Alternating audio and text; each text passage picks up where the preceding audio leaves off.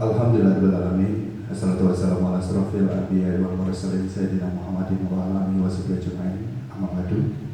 Yang terhormat Wakil Kepala Sekolah SD Negeri 130 Palembang, yang kami hormati Bapak Ibu Guru SD Negeri 130 Palembang, dan yang kami hormati tentunya peserta ataupun juga peserta di diseminasi budaya positif yang telah dilaksanakan pada kesempatan pagi hari ini. Alhamdulillah, puji syukur mari kita panjatkan kehadirat Allah SWT. Pada kesempatan pagi ini kita semua diberikan begitu banyak nikmat umur, nikmat sehat dan juga nikmat sempat. Tentunya dapat mengikuti kegiatan dalam pemaparan yang akan dilaksanakan oleh Ibu Afida, Sarjana Pendidikan, yakni dengan tema budaya positif pada pagi hari ini. Salawat serta salam akan selalu tercurahkan kepada junjungan Nabi besar Muhammad Sallallahu Alaihi Wasallam beserta keluarga, para sahabat yang selalu kita para pengikutnya yang setia hingga akhir zaman. Amin. Amin ya rabbal alamin. Bapak Ibu hadirin yang berbahagia, mari kita buka acara pada pagi hari ini dengan bersama-sama melafazkan basmalah. Bismillahirrahmanirrahim. Selanjutnya kita dengarkan terlebih dahulu kata sambutan yang mewakili dari Kepala Sekolah SD Negeri 130 Palembang. Dalam hal ini akan diwakilkan oleh Ibu Misminani, Sarjana Pendidikan Islam. Kami silakan.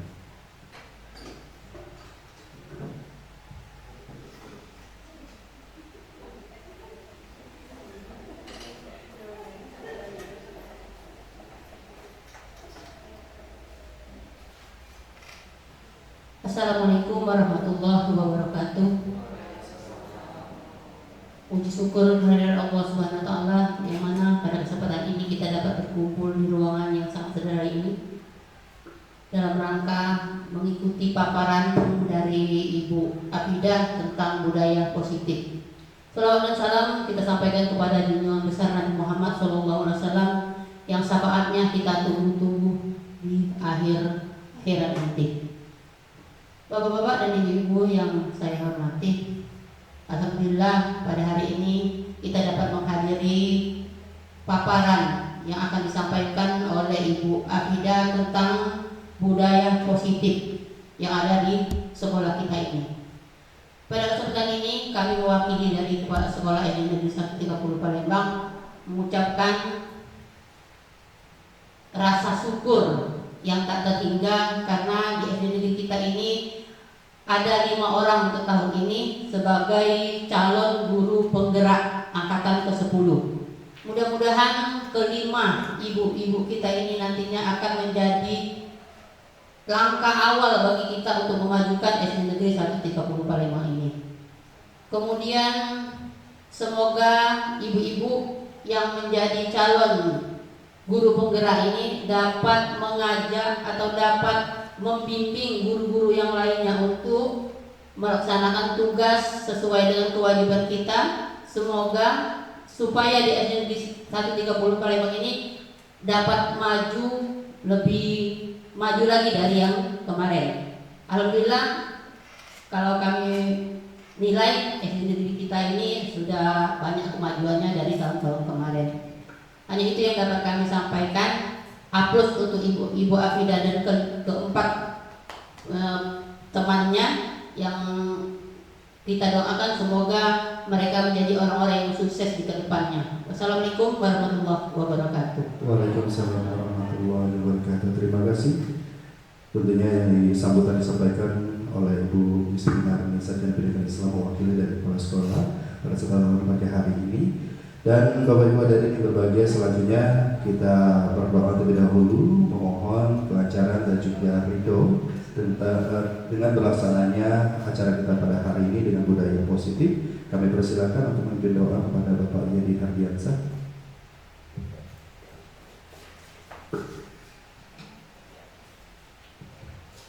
Assalamualaikum warahmatullahi wabarakatuh. Baiklah Bapak Ibu sekalian, izinkanlah kami akan memandu pembacaan doa kita di acara hari ini.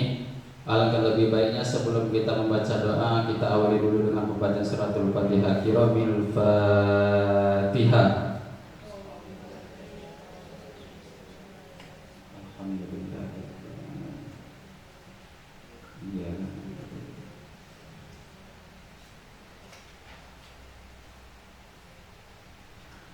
A'udzubillahi minasyaitonirrajim. Bismillahirrahmanirrahim. Hamdan tsakiran hamdan yu'afini wa yukafi'u mazidan. Ya Rabbana lakal hamdu kama yanbaghi li jalali wajhikal karim wa azimi sultanik. Allahumma shalli ala sayyidina Muhammad wa ala ali sayyidina Muhammad. Allahumma shalli ala sayyidina Muhammad wa ala ali sayyidina Muhammad. Allahumma shalli ala sayyidina Muhammad wa ala ali sayyidina Muhammad. Ya Allah biha, ya Allah biha, ya Allah biha bil husnul khatimah. Allahumma fil lana wa li walidayna warhamhuma kama rabbayana shaghira wa li jami'il muslimina wal muslimat wal mu'minina wal mu'minat al ahya'i minhum wal amwat innaka qareebun mujib wa da'wat ya qadil hajat ya rabbal alamin. Allahumma ya Allah, pada pagi hari ini kami berkumpul di ruangan ini ya Allah, di SD 130 Palembang yang kami cintai ini ya Allah.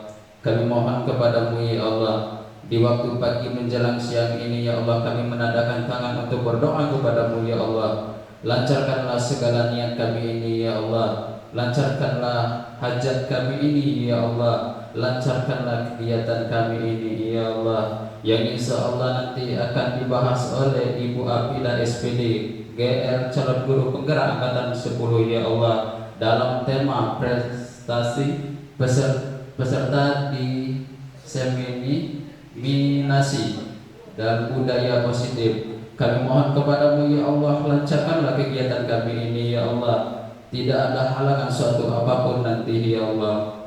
Allahumma ya Allah, kami mohon kepadamu ya Allah, ampunilah segala dosa kedua orang tua kami ya Allah, baik yang masih hidup maupun telah mendahului kami ya Allah. Ampunilah juga dosa guru-guru kami ya Allah, baik yang telah mendahului kami maupun masih hidup bersama kami ya Allah. Kami mohon kepadamu ya Allah, barokahilah segala niat kami yang ada di sini ya Allah. Berikanlah kami kesabaran dari Nabi Muhammad di yaumil akhir nanti ya Allah. Allahumma ya Allah, limpahkanlah kami semua yang ada di sini rezeki yang banyak dan halal ya Allah, kesehatan ya Allah, serta keselamatan dalam perjalanan dimanapun kami berada ya Allah, dan jauhkanlah diri kami ini semua yang hadir di sini dari godaan-godaan setan yang terkutuk ya Allah. Akhirnya kami bermohon kepadamu ya Allah, Rabbana zalamna anfusana wa illam taghfir lana wa tarhamna lanakunanna minal khasirin. Rabbana atina fid dunya hasanah wa fil akhirati hasanah wa qina adzabannar wa qina adzabannar wa qina adzabannar. Wa sallallahu alaihi sayyidina Muhammad wa ala alihi washabihi ajma'in. Subhana rabbika rabbil izzati amma yasifun. Wassalamun ala mursalin walhamdulillahi rabbil alamin. Taqabbalallahu minkum. Wassalamualaikum warahmatullahi wabarakatuh. Waalaikumsalam warahmatullahi wabarakatuh. Terima kasih untuk Bapak Ibu biasa telah memberi doa untuk kegiatan kita pada pagi hari ini. Dan Bapak Ibu hadirin berbahagia, selanjutnya mari kita saksikan ataupun juga kita dengarkan pemaparan secara langsung dari Ibu Afida Sarjana Pendidikan GR calon guru penggerak angkatan 10 pada kesempatan hari ini memaparkan tentang diseminasi budaya positif. Kami persilakan Ibu.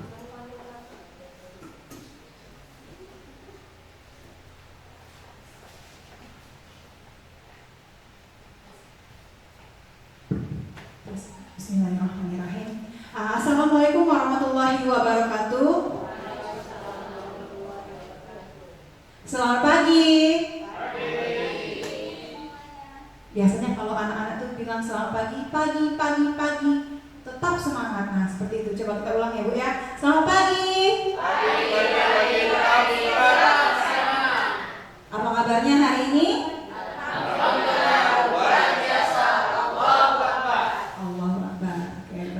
Sebelumnya saya ucapkan terima kasih banyak kepada Ibu Bapak yang sudah berkesempatan hadir, Ibu Miss, Ibu-ibu Bapak guru yang cantik, yang ganteng, dan juga wali-wali murid, perwakilan dari wali murid ya Bu ya. Terima kasih banyak sudah menyempatkan waktunya untuk hadir pada diseminasi budaya positif pada hari ini. Mudah-mudahan apa yang akan saya sampaikan pada hari ini itu bermanfaat untuk kita semua ya Bu. Kita kosongin dulu gelas-gelas kita ambil insight-insight yang baru ya, insya Allah. Amin.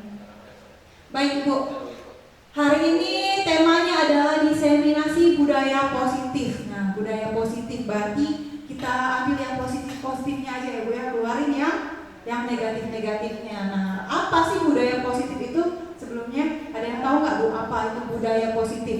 Contohnya terserah, bebas dari mana saja. Ada yang tahu nggak apa itu budaya positif? Ayo.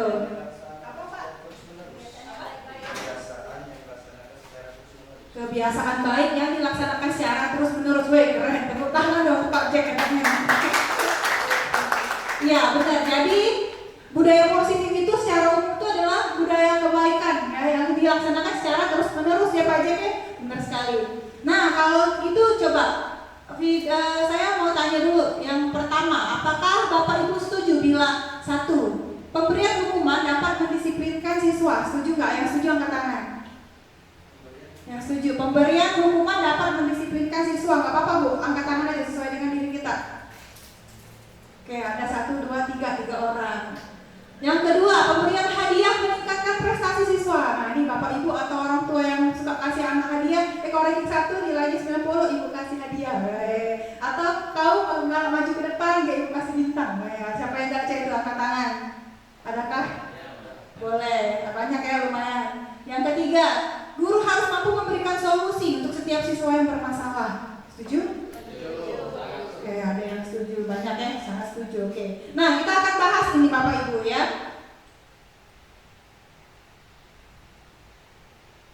Positive mindset. Nah, positive mindset artinya pemikiran, pola pikir yang positif Ibu. Budaya positif perwujudan dari nilai-nilai atau keyakinan universal yang diterapkan di sekolah yang secara baik. Jadi kita harus positive mindset Ibu. Kita harus luas pemikiran kita, harus berbudaya positif ya. Nah, kita belajar di sini nanti.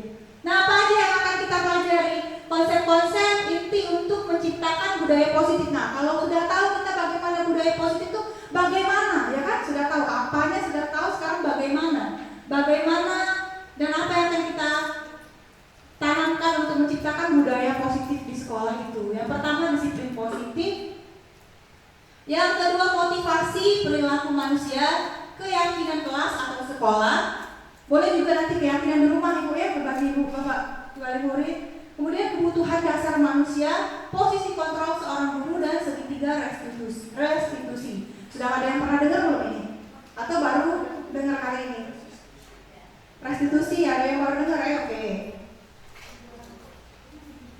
Nah, sekarang kita main dulu Bapak Ibu. Coba lihat di sebelah orang samping-sampingnya. Sekarang coba berpasangan Bapak Ibu. Boleh berpasangan di sebelah kanan kirinya. Atau siapa yang mau berpasangan? Oke, Yudah dia boleh maju ke sini Yudah dia. Boleh. Mau sama mundur, boleh sama mundur. Oke, nah sekarang Anda dan teman Anda melakukan kegiatan cobalah buka. Jadi ada satu orang yang menggenggam tangan, yang bertugas menggenggam tangan. Yang satunya ngoloi. Ngoloi itu maksudnya membuat temannya itu membuka tangannya. Bagaimana dia membuka tangannya itu oloi? Boleh dimaki kek, boleh diapa nih? Anda boleh membujuk, boleh menghadik, boleh mengintimidasi, memarahi, menggoda, menggelitik, bahkan menawari Anda uang untuk bersedia membuka tapak kepala tangan. Yuk, boleh dicoba. Yuk, silakan dicoba sekarang. Yang satu tugas membuka. Ini satu oloi, ini satu oloi. Buka yuk ini.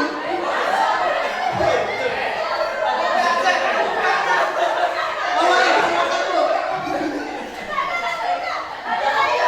Mama, ada pasangan apa? Tidak ada, boleh Ma, boleh. Mama coba buka, genggam tangannya Ma. Nah, boleh buka dong Ma. Mama cantik sekali. Nah ya boleh Ma buka tanganmu. Buka yang layak, mau nggak Ma? Nggak mau, mau Ma. Kalau nggak buka, nanti wajahnya jelek Ma kalau nggak buka. Boleh nggak buka?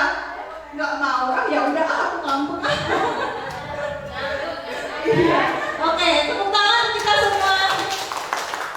Nah, dari situ pelajaran apa sih yang bisa permainan dari tadi? Kan ada yang pegang, dia mati-matian, ada yang buka nggak? Ada yang buka nggak tadi? Nah, coba nggak ada ya. Padahal sudah tawarin juga tidak apa. Boleh kita, boleh. Permainan ini apa kita? Baik, di sini saya mengambil kesimpulan bahwa kita punya prinsip yang tidak bisa dikontrol oleh orang lain. Terima kasih. Hebat. Ada lagi Bapak Ibu?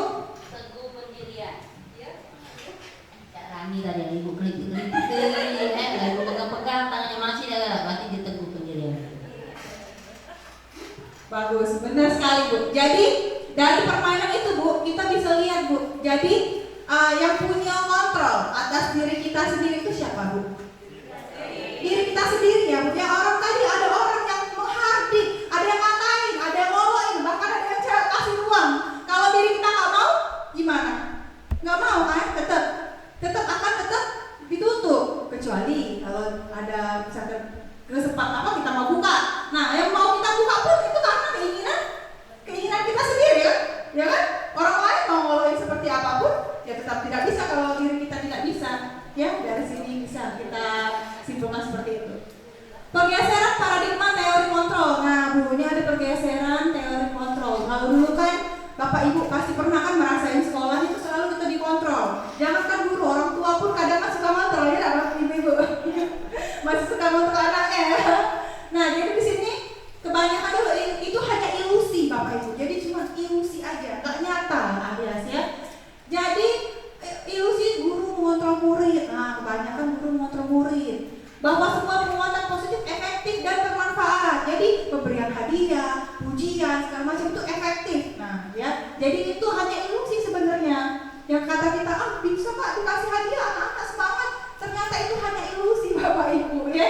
Nah, kemudian yang ketiga, ilusi bahwa kritik dan dapat membuat orang merasa bersalah dan menguatkan karakter. Nah, kritik itu bisa menguatkan karakter, bisa kau ini baju kau ini jelek nih yang kau dirapi dikit, nah, itu kan termasuk kritik ya kan? Nah, itu ternyata cuma ilusi bahwa itu bisa menguatkan karakter, itu hanya ilusi, tidak nyata. Ilusi bahwa orang dewasa memiliki hak untuk memaksa. Nah, ini kejadian dari zaman dulu ibu-ibu ya. Nah, zaman sekarang ini kita enggak lagi Bapak Ibu. Ternyata yang kita tahu selama ini kita, orang tua itu punya kontrol terhadap diri kita. Aku sebagai orang dewasa punya kontrol atas anakku. Nah, ternyata itu hanya ilusi Bapak Ibu ya. Tidak seperti yang kita harapkan ternyata. Tidak seperti itu. Kemudian bagaimana seorang bisa berubah dari paradigma stimulus respon kepada pendekatan teori kontrol. Nah, yang ini tadi yang pada awalnya kita merasa realitas kita sama, kita ini sama. Ternyata tidak, ternyata realitas kita itu berbeda. Sama seperti kebutuhan kita juga berbeda setiap orang. Kemudian setiap orang melihat yang sama. Nah, ini tadi istilah zaman sekarang ini close minded ya. Close minded itu adalah kita merasa diri kita itu sama kayak orang lain. Pemikiran kita ini harus sama kayak orang lain. Kita harus memaksakan orang lain itu harus berpikiran yang sama kayak kita. Nah, ternyata tidak seperti itu. Setiap orang memiliki gambaran yang berbeda. Ya, tergantung lingkungannya, keluarganya, dan lain sebagainya. Lanjut, kita mencoba mengubah orang agar berpandang sama dengan kita ya, sama kayak tadi ya Bu ya, Bapak. Kita berusaha memahami. Nah, jadi yang tadi kalau kita tidak bisa sambungin pemikiran kita gimana? Kita berusaha memahami. Istilahnya agree to disagree ya. Ya, jadi kita berusaha memahami anak itu seperti apa, pandangannya seperti apa. Jadi tidak bisa kita memaksakan orang untuk harus sama. Pemikiran kita A, belum tentu orang lain A. Sama seperti angka 9 gitu. 9 atau 6 di sini. Misalkan ada angka 6. Saya lihatnya 6. Orang di sebelah saya 9. Saya mati-matian bilang itu 6. Padahal kita belum tahu. Belum berada di posisi dia gitu. Ternyata dia juga benar 9. Lanjut. Orang lain bisa mengontrol saya. Ternyata hanya Anda yang bisa mengontrol diri Anda. Ya, hanya kita yang bisa mengontrol diri kita, Bapak Ibu. Pemaksaan ada pada saat bujukan gagal. Nah, jadi ini sering sekali ya Bu Bapak ya, pendidikan seperti ini masih sering kita lihat. Jadi kalau misalkan bujukan kita gagal, biasanya kita suka memaksa.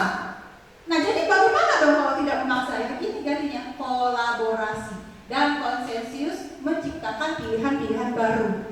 Jadi kalau misalkan gagal satu ini, kita kasih pilihan-pilihan yang lain. Model berpikir menang kalah. Nah, kalau dulu kita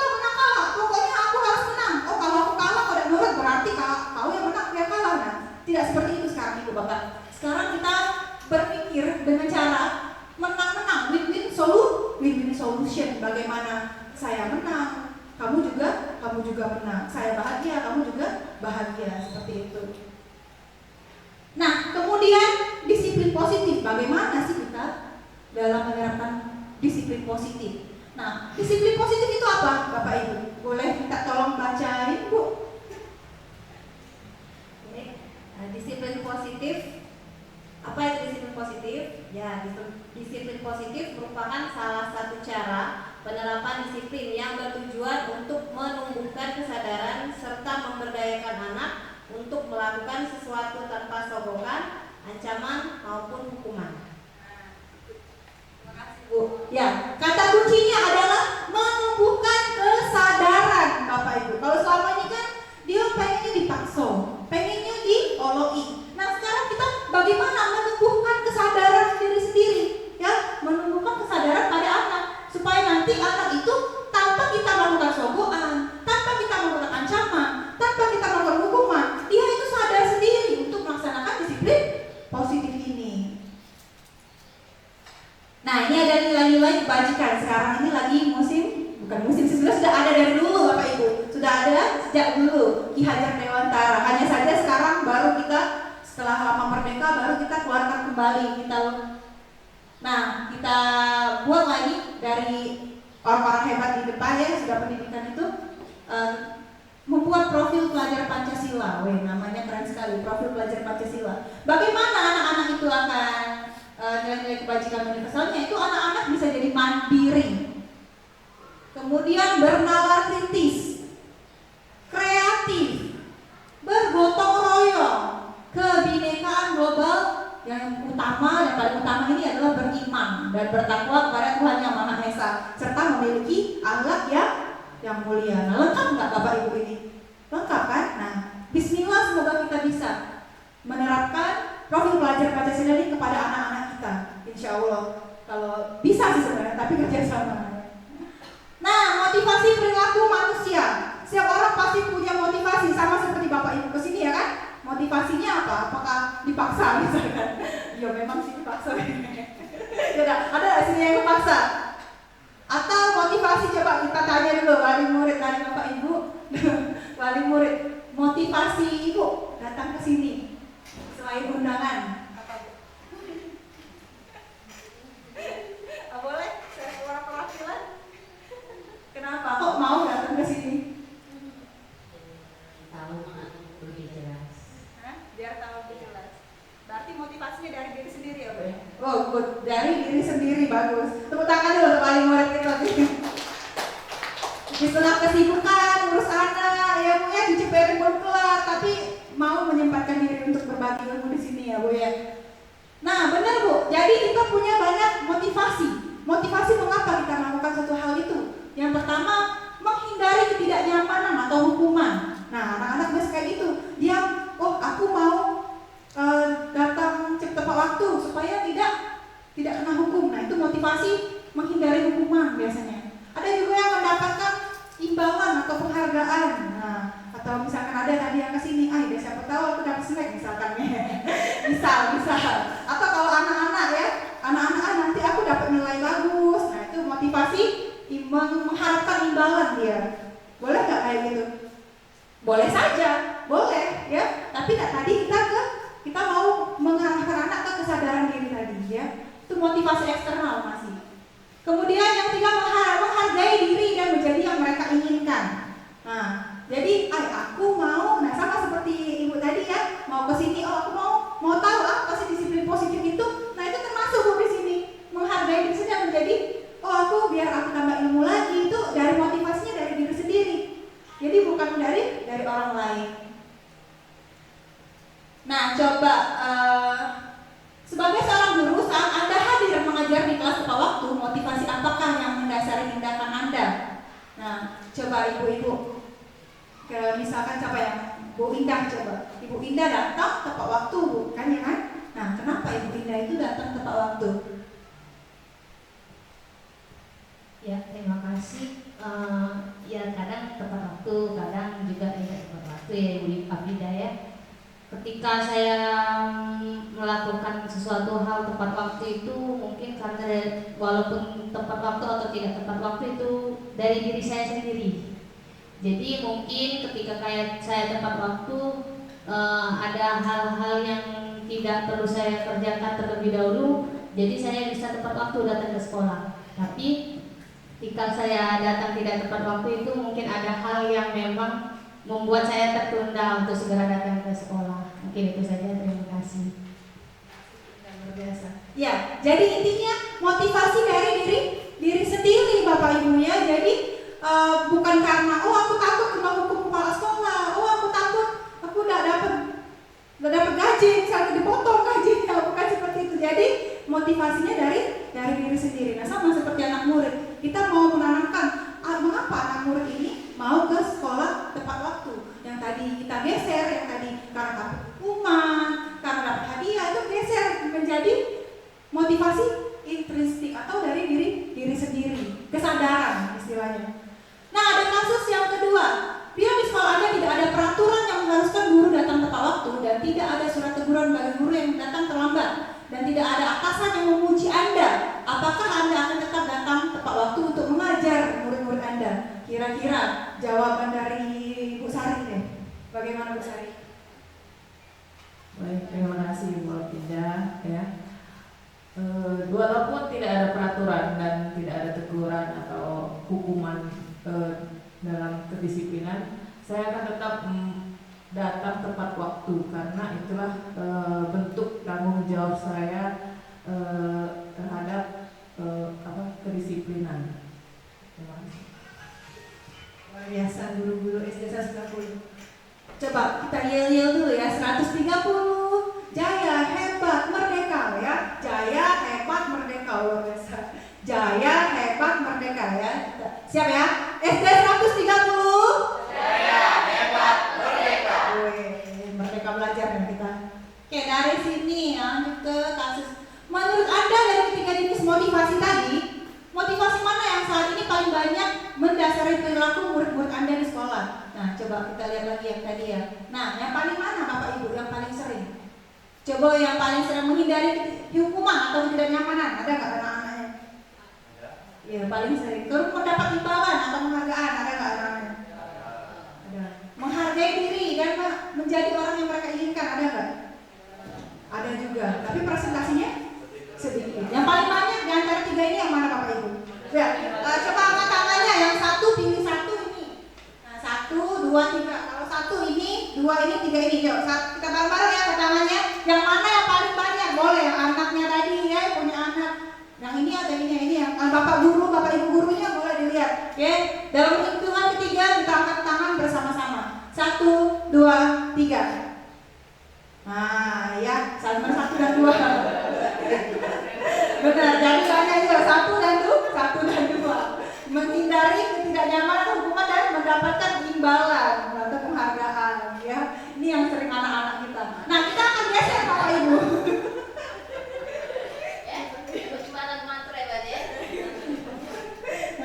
Jadi kita ini Bapak Ibu ya, kita mau geser dari 2 ini menjadi ke sini Bapak Ibu ya. Insya Allah kita bisa. Bisa enggak Bapak Ibu kita? Bisa lah insya Allah. Lanjut. Strategi apa selama ini yang Anda dapat terapkan untuk menanam disiplin positif pada murid? Bagaimana hasilnya? Ada nggak di sini Bapak Ibu guru yang punya strategi khusus supaya anaknya itu tertib? Coba disiplin. Bapak Cek, boleh Bapak Cek?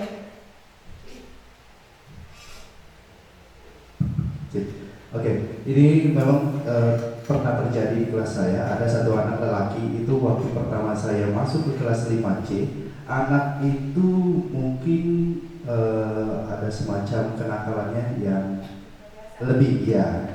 Tapi memang harus bertahap. Kita harus punya pendekatan dengan anak tersebut dan mungkin juga kemarin saya sempat ada ultimatum. Diberikan ultimatum kepada anak tersebut dan alhamdulillah saat ini anak tersebut untuk attitude dan juga keseharian yang sudah ada perubahan dari awal saya ketemu dia. Alhamdulillah. Kayaknya kita tahu anaknya yang mana. Iya benar Bapak. Jadi boleh juga sih ada kalau dari Pak Cek itu ultimatum ya Bapak ya, kita kasih tahu dulu. Nah kalau sekali lagi ada konsekuensi konsekuensi. Nanti kita juga akan belajar tentang hal ini Pak Jen. Studi kasus, coba studi kasus ini mungkin juga sering terjadi di sekolah kita atau mungkin di sekolah-sekolah lain atau yang pada anak kita. IVA kurang menguasai pembelajaran matematika. Wah, siapa nih guru matematika? Sehingga pada saat pembelajaran tersebut berlangsung, dia lebih banyak berdiam diri atau menggambar di buku pelajarannya. Pada saat guru matematikanya, Pak Seno, menanyakan pertanyaannya, IVA menjadi gugup dan tidak sengaja menjatuhkan tasnya dari kursi, serta tiba-tiba menjadi gagap pada saat berupaya menjawab. Seluruh kelas pun tertawa melihat perilaku IVA yang berbicara tergagap dan terkejut tersebut. Pak Seno pada saat itu membiarkan teman-teman IVA menertawakan IVA yang tergagap dan malu luar biasa, dan malahan minta IVA untuk maju ke depan dan berdiri di depan kelas sambil menunjuk hidungnya karena tidak bisa menjawab pertanyaan Pak Seno. Kelas makin gaduh dan anak-anak pun tertawa melihat IVA di depan kelas memegang ujung hidungnya.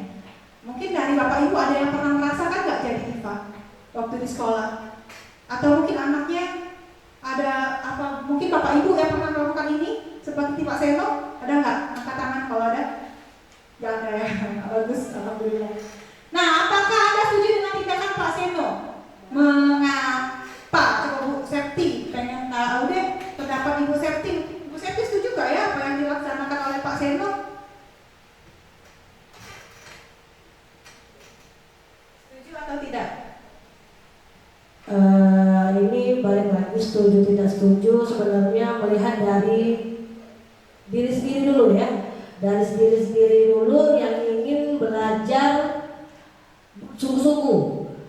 Nah, kalau dia sudah melakukan pendekatan dengan baik, sudah dikasih ultimatum, terkadang masih melakukan kesalahan, itu agak-agak bingung kalau untuk ini saya sendiri ya. Oke, good. Terima kasih. Selanjutnya boleh ke Ibu Nur Hasan. Boleh Bu, itu sini yang ini aja Bu, yang nomor 2 aja Bu. Menurut Ibu, tindakan Pak Seno itu termasuk sebuah hukuman atau konsekuensi? Menurut saya tindakan Pak Seno itu adalah berupa hukuman, ya kan? Hukuman. Ketika dia tidak bisa mengerjakan IPA. Ya, terima kasih.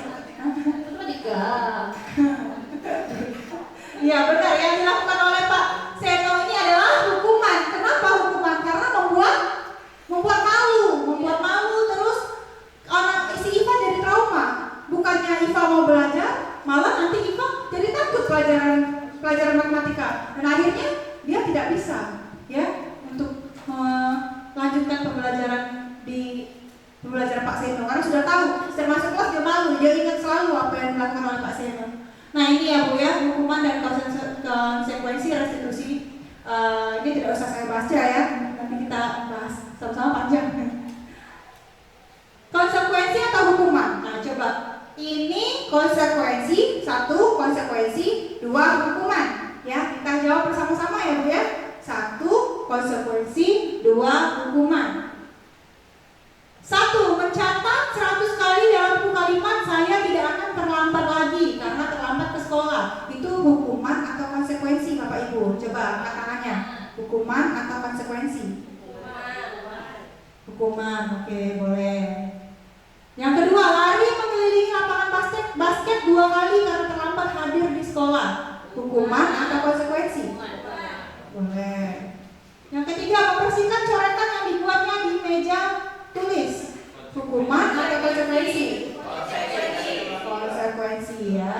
Selanjutnya, murid diminta untuk push up 15 kali karena tidak menggunakan masker ke sekolah.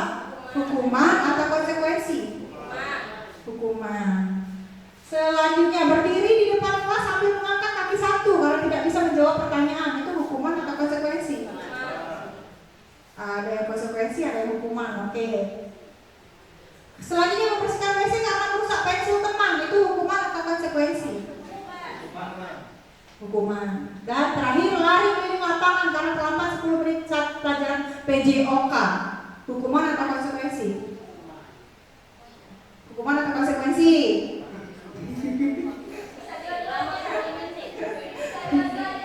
Boleh, kita singa ya.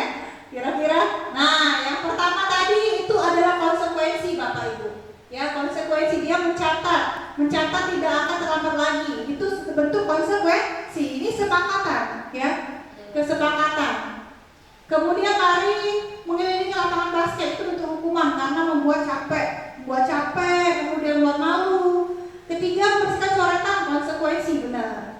Murid diminta push up, itu hukuman, dan berdiri di depan kelas hukuman, membersihkan kelas itu hukuman, dan yang ini lari keliling karena terlambat saat pelajaran PJOK, Bapak Ibu, ya, anggapnya pemanasan. Jadi itu termasuk konsekuensi. Dihukum oleh penghargaan. Nah, ya, jadi coba bisa bantu baca tidak, Bu Rani? Dihukum oleh penghargaan. Saat kita berulang kali menjanjikan hadiah kepada anak-anak agar berperilaku bertanggung jawab, atau kepada seorang murid agar mempelajari sesuatu yang baru, atau kepada seorang karyawan agar melakukan pekerjaan yang berkualitas, kita sedang berasumsi mereka tidak dapat melakukannya atau mereka tidak akan memilih untuk melakukannya. Jadi Bapak Ibu, penghargaan ternyata itu bisa menghukum kita juga. Kita kira dengan memberikan penghargaan itu bisa membantu mereka, ternyata bisa menghukum mereka juga. Jadi mereka terbiasa. Satu, terbiasa. Yang kedua, kita merasa ternyata dia tidak bisa. Jadi ketika penghargaan itu kita hilangkan, dia tidak mau melakukannya. Kenapa? Enggak ada penghargaan kok. Nah, itu yang dinamakan dihukum oleh penghargaan. Baik nggak kalau kayak gitu, Bapak Ibu? Tidak, ya kan? Nah, sebaiknya, jadi ini boleh-boleh saja misalkan memberi penghargaan.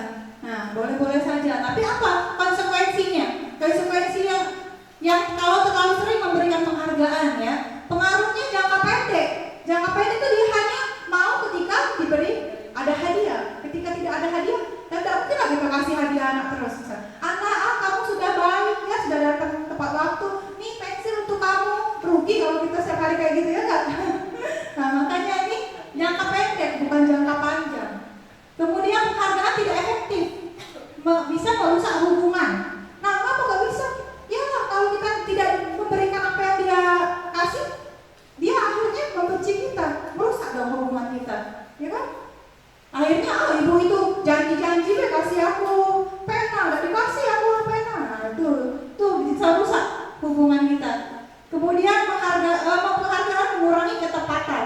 Kita pengen dia melakukan itu atas dasar diri dia sendiri, bukan karena ada penghargaan.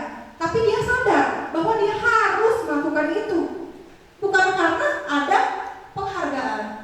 Penghargaan mengurangi kualitas. Nah, misal kita memberikan anak-anak atau berikan kita aja deh dikasih suatu penghargaan, kita nggak jadi rajin, ya nggak? Jadi rajin ketika penghargaan itu dikurangi atau intensitasnya kita putus. Tadi yang kita tadi rajin, jadi kayak males ibu itu, aku lah sudah rajin angkat tangan, wah ini nggak dikasih aku hadiah, sudah males. Nah, terjadinya itu mengurangi kualitas, tidak terlihat dari diri dia sendiri. Penghargaan mematikan kreativitas juga, ya. Jadi selain kualitas juga kreativitas. Penghargaan menghukum motivasi dalam diri. Nah, jadi menghukum motivasi dari dalam diri. Dia tuh sudah punya motivasi, Bapak Ibu. Sebenarnya ada motivasi dalam diri dia. Nah, bagaimana cara kita untuk menumbuhkan motivasi dari diri dia itu sendiri? Apakah dengan penghargaan? No, itu eksternal. Ya, dari eksternal sama kayak Bapak Ibu tadi kesini. Ya, itu karena paksaan misalkan. Tapi itu dari eksternal. Nah, bagaimana kita menumbuhkan kesadaran dalam diri anak atau dalam diri kita sendiri? Oh, aku kesini karena aku mau. Oh, aku jadi orang bersih karena aku mau bersih gitu loh. Aku mau kelas aku bersih, ya aku mau buang sampah sembarangan. Jadi aku buang sampah sembarangan. Buang sampah di tempatnya, Pak Ibu, ya. Nah, coba kalau misalkan dia motivasinya dihukum, aku buang sampah pada tempatnya pada saat ada guru baik. Pada saat ada guru buang ngecek rajin, ya kan? Biasanya, ya kan? Tapi kalau misalkan ada dalam diri intrinsik ini, motivasi intrinsik, tanpa ada guru pun dia habis makan, habis nyemil sampah bekasnya itu tanpa ada yang lihat, dia buang sendiri ke kotak sampah. Dilihatnya ada ini nih, ada sampah di depan, ambil. Karena apa? Karena dia punya motivasi dalam diri intrinsik ini.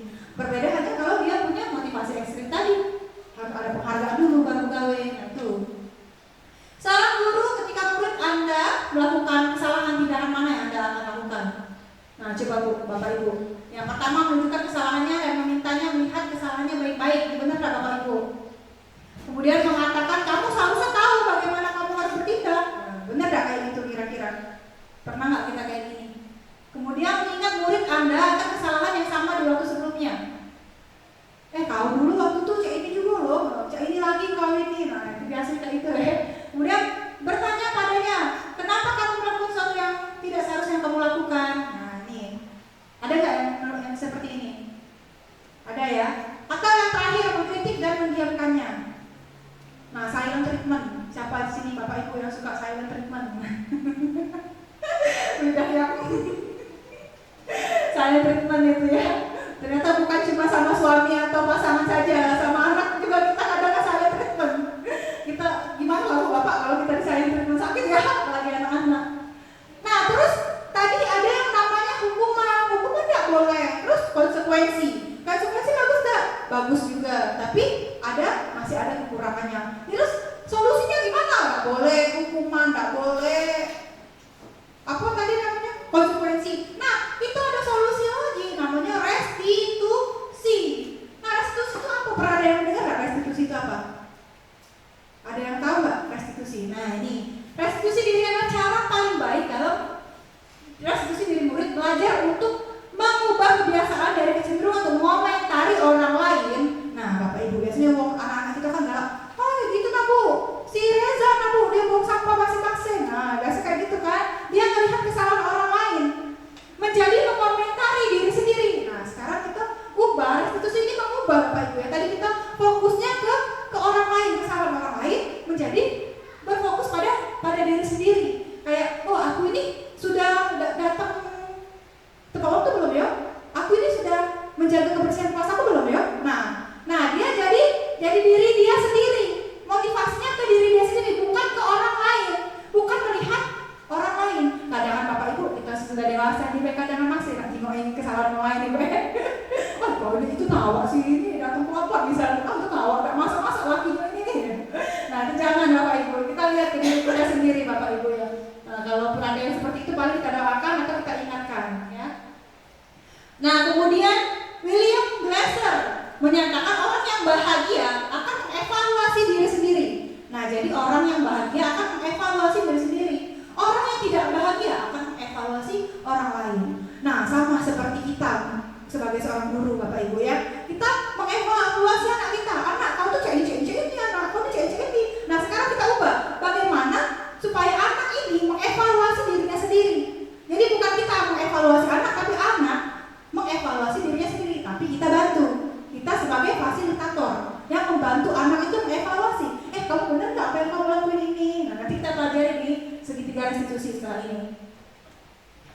Nah, ini Bapak Ibu tahap evaluasi diri. Bagaimana sih cara mengevaluasi diri? Nah, boleh yang pertama tuh saya tidak suka cara saya berbicara padamu. Misalkan saya berbicara kasar, nah berarti saya mengevaluasi. Kamu tersinggung dengan perkataan saya, berarti saya harus mengevaluasi diri saya, bukan mengevaluasi orang. Oh, orang itu kasar sekali. Nah, bukan seperti itu, tapi kita mengevaluasi. Oh iya, aku nggak suka ya cara dia berbicara sama saya, gitu. Sama seperti anak, Bapak Ibu. Nah, anak juga kita tidak suka. Kita buat anak tuh supaya berevaluasi. Apa sih yang tidak dia suka? Apa yang dia suka? Kemudian kesalahan yang saya lakukan adalah, kesalahan apa?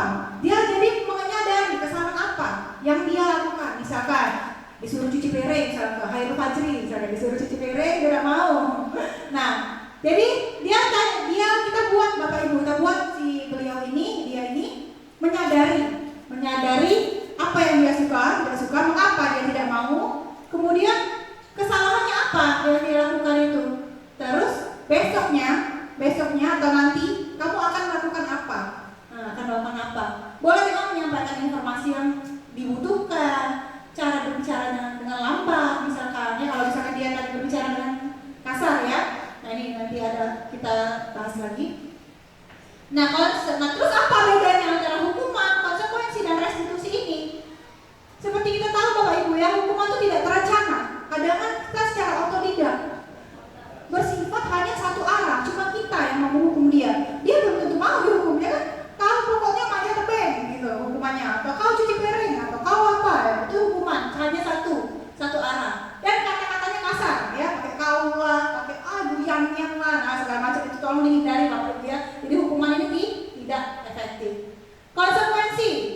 konsekuensi itu lumayan lah, di atasnya hukuman. Sifatnya terencana ya, sudah disepakati. Nah, sudah disepakati nanti misalkan ke anak-anak, kamu jangan buang sampah sembarangan ya. Kalau ketahuan buang sampah, denda. Nah, itu konsekuensi. Jadi ketika dia buang sampah maka dia akan denda. Nah itu. Nah jadi muncul lagi ya kan yang motivasi tadi, dia membuang sampah karena takut dan denda. Nah itu motivasi berhubungannya. Nah yang benar adalah restitusi ini paling cocok Bapak Ibu ini kalau kita terapkan sama-sama ya. Restitusi adalah proses menciptakan kondisi bagi murid untuk memperbaiki kesalahan mereka. Jadi mereka itu memperbaiki kesalahan mereka Bapak Ibu, sehingga mereka bisa kembali pada kelompok mereka dengan karakter yang lebih kuat. Nah ini, jadi anak-anak itu benar-benar menyadari apa yang dia lakukan, mengapa dia melakukan itu, dan apa yang akan dia lakukan karena dia sudah melakukan kesalahan itu. Nanti kita bahas lagi Bapak Ibu. Lanjut ke keyakinan kelas. Nah ini keyakinan kelas. Biasanya kan kita ada peraturan ya Bapak Ibu ya, peraturan kelas. Nah, bagus ya kalau peraturan kelas. Siapa yang bilang bagus angkat tangan? Ya, jadi peraturan kelas tidak efektif lagi Bapak Ibu sekarang ya. Keyakinan kelas diganti sama keyakinan kelas, keyakinan kelas, keyakinan sekolah, keyakinan di rumah. Jadi bukan lagi peraturan di rumah. Yang benar adalah keyakinan. Nah, mengapa harus keyakinan bukan peraturan kelas? Keyakinan kelas dibuat berdasarkan kesepakatan antara guru dan siswa, bersifat universal, ya bersifat umum. Kemudian kalau peraturan biasanya dibuat oleh guru, bersifat satu arah. Pokoknya tidak mau tahu, pokoknya ingin ibu kasih aturan, kau harus jalan ini. Nah itu adalah peraturan. Tapi kalau kesepakatan kelas itu bersama-sama Bapak Ibu, ya bersama-sama. Nah ini adalah prosedur pembentukan keyakinan kelas. Boleh saya tunjukkan sebuah video? Ya video. Nah ini adalah kelas 4C Bapak Ibu ya. Ini pembentukan keyakinan kelas. Jadi yang pertama kita ajak dulu bahagia mereka, nyanyi-nyanyi, mereka bahagia dulu. Setelah mereka bahagia baru kita kasih tahu, kelas impian kalian seperti apa sih? Nah nanti mereka akan tulis Bapak Ibu kelas impiannya seperti apa. Kamu pengen kelas yang seperti apa nak? Kita tanyain. Nah setelah tanyain kita tempel di sini. Nah kalau kita tempel kita tahu jadi keinginan anak itu seperti apa, ya. Nah setelah kita tahu, terus kita tanya anak-anak untuk mencapai impian kalian itu kalian harus bagaimana ya? Nah jadi yang selanjutnya setelah mereka tahu impian mereka, jadi mereka tulis sendiri. Oh untuk mencapai impian ini aku harus seperti apa? Contoh misal ada anak yang menulis impiannya di kelasnya aman. Nah di kelasnya aman maka yang kedua mereka akan tulis kalian harus ngapain supaya kelas kalian aman. Tidak berantem ada yang nulis. Ada juga yang nulis menjaga keamanan kelas, saling menghargai, sopan santun terhadap teman, sopan santun terhadap guru dan semua warga sekolah. Nah itu contoh lagi impian dia, aku pengen sekolah kelas yang bersih bunda. Nah supaya dapat kelas yang bersih itu kamu harus ngapain nak? Ditulis oleh dia. Aku harus nulis buang sampah pada tempatnya. Aku harus menjaga kebersihan kelas. Nah itu dia sendiri yang nulis, bukan kita Bapak Ibu. Jadi bukan kita, kau harus buang sampah pada tempatnya, enggak. Jadi mereka sendiri, mereka tahu impian mereka dan mereka tahu gimana cara mencapainya. Nah ini Bapak Ibu, jadi mereka menempelkan ini impian mereka. Nah mereka suruh baca sendiri Bapak Ibu ya, kita cuma fasilitasi aja. Nah ini pada saat mereka tulis bagaimana caranya, dan terakhir kita tulis kesepakatan kelasnya gimana. Nah jadi impian kalian ini ya anak-anak. Kalian tadi tulis ya cara kalian mencapai impian tadi seperti ini ya anak. Yuk kita simpulkan hari ini kita ngapain ya. Nah jadi kesepakatan kelas kita buat. Anak-anak yang buatnya. Kita hanya menuliskan saja. Oh iya berarti kita harus disiplin ya. Oh berarti kita buang sampah pada tempatnya ya. Nah baru kemudian yang terakhir mereka tanda tangan. Kita tulis bacain lagi, kita sepakati lagi dan kita tanda tangan bersama-sama. Beginilah Bu Bapak Ibu cara saya untuk mencapai kesepakatan kelas. Jadi anak-anak semuanya yang buat, bukan hanya guru. Lanjut ya Bapak Ibu ya.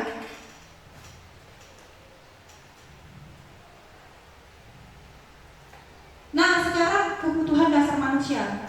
Ibu bapak di sini manusia bukan? Atau kayak malaikat setengah bidadari ya kan? Kebutuhan dasar manusia. Nah, jadi kebutuhan dasar kita itu yang pertama itu bertahan hidup. Ya enggak?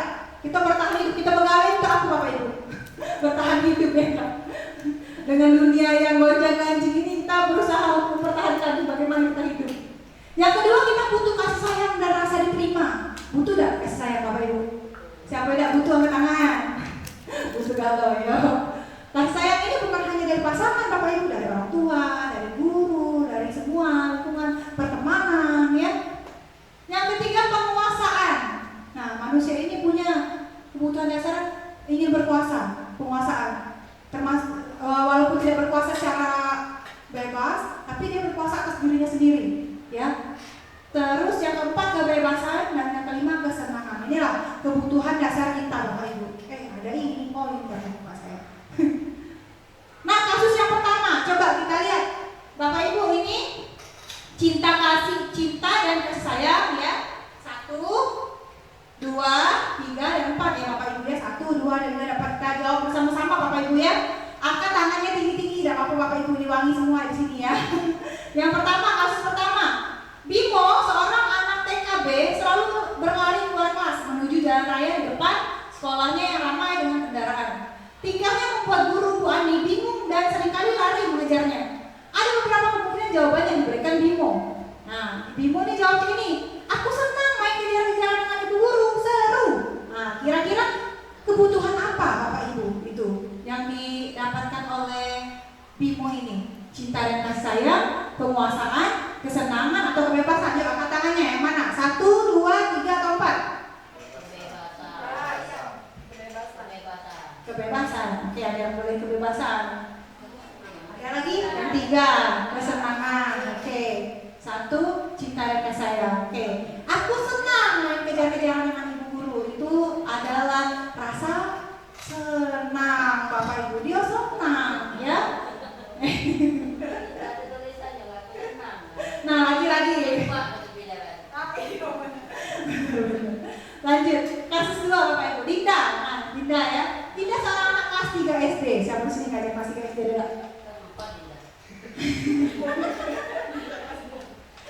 Begitu tiba di rumah, sepulang dari sekolah menangis dan mengadu pada ibunya bahwa dia benci pada Ibu Rani, gurunya. Nah, Ibu Rani.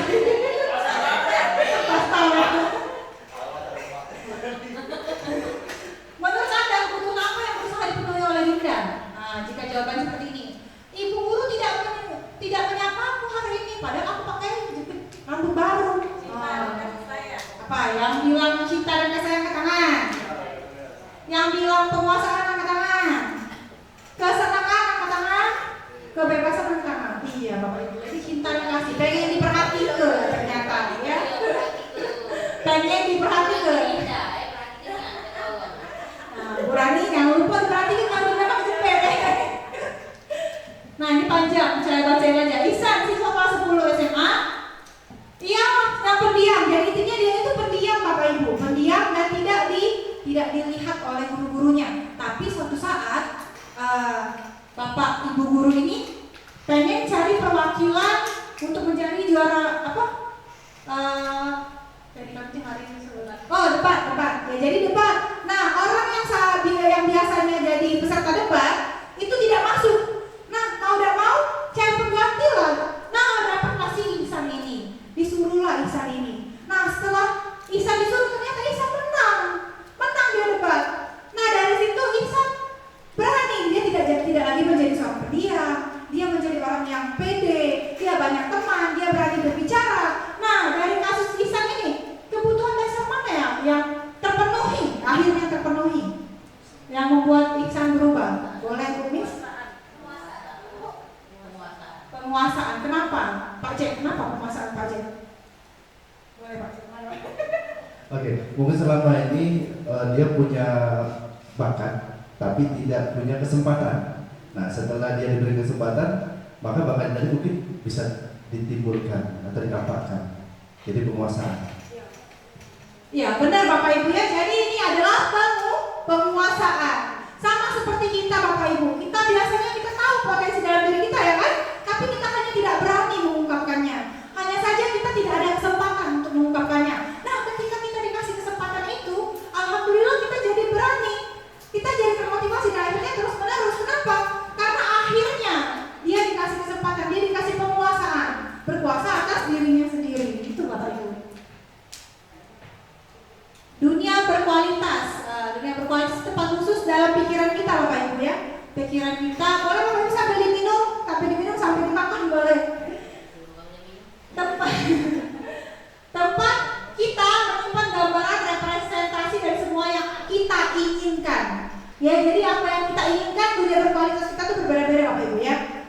itulah bisa tempat, bisa benda dan lain sebagainya.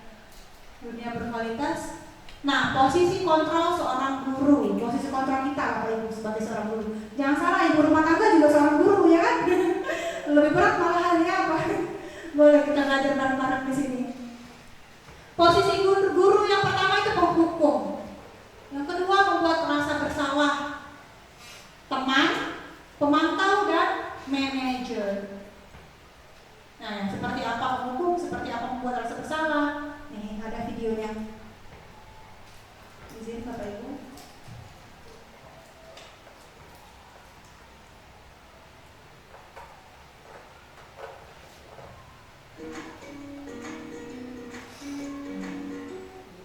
Posisi kontrol.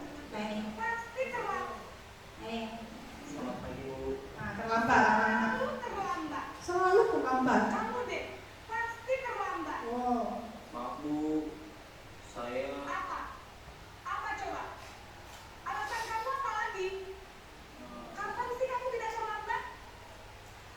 Malas sekali ya kamu jadi anak. Betul Ibu. Dasar pemalas. Gak kapok sih kamu. Sudah berapa kali terlambat? Nah, Sana. lari keliling lapangan 2 kali ini kira-kira termasuk apa Bapak Ibu? Termasuk posisi kontrol apa? Iya, penghukum Bapak Ibu ya, penghukum. Coba kita tonton dulu ya. Yang pertama, kasus kedua. Naren. Nah ini apa lagi nih? selamat pagi, Bu. Naren. Kamu kenapa terlambat lagi, nak? Ya Tuhan, Naren. Kamu senang ya bikin ibu susah ya? Kalau kamu terlambat lagi, nanti ibu yang dituduh makan kepala sekolah, nak. Disangka ibu tidak bisa membina kamu. Duh, gimana ini? Maaf, Bu. Duh, Gusti Naren. Kamu suka ya kalau Kamu ibu suka ya kalau ibu ditegur kepala sekolah? Terus, sekarang ibu harus tulis apa ya ibu? Absen. Nah tuh ya. Jadi kamu harus sering terlambat. Nah ini kasus 2, kasus 3. Naren lagi. Naren memangnya Naren. Naren.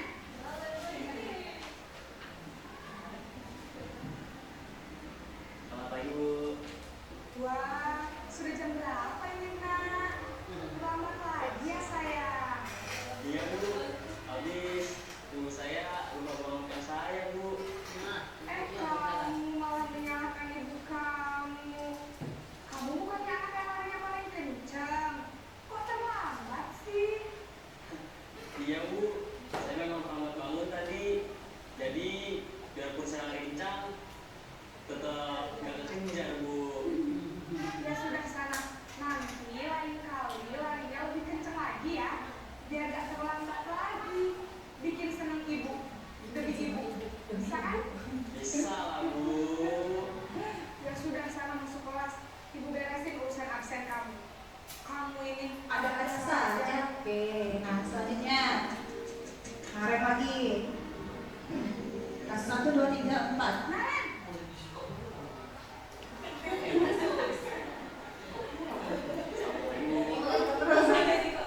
Apa peraturan sekolah kita tentang jam berapa? Apa peraturannya? Kita harus di sekolah jam 7, Bu. Iya betul. Sekarang sudah jam 7.20. Sudah tahu konsekuensinya? Tidak terlambat hadir. Paham, Bu. Saya harus tinggal kelas pas jam istirahat selama 20 menit. Iya benar. Konsekuensinya demikian. Oke. Jadi nanti jam 9.30 pas. Nah ini dan yang terakhir Naren lagi. Iya. Naren.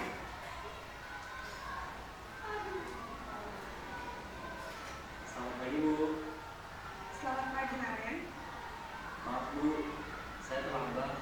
Iya, sekolah masuknya jam 7, sekarang sudah jam 7.20. Jadi sekarang bagaimana ini Naren? Maaf, Bu. Saya lupa alarm saya semalam. Baiklah, menurut kamu, keyakinan sekolah yang mana yang perlu kamu tingkatkan?